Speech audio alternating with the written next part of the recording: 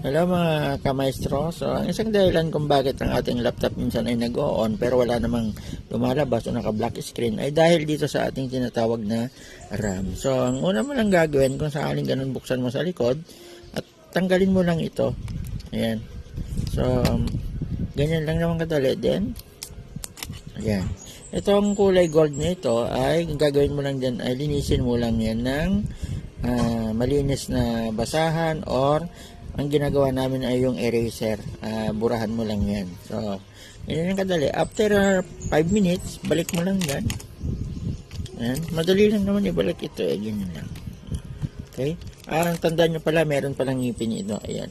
Kung saan pala nakatapat yan, dun nyo lang sushoot. So, ganyan mo lang. Tapat mo lang. Ayan. Parang hindi ko na ayan.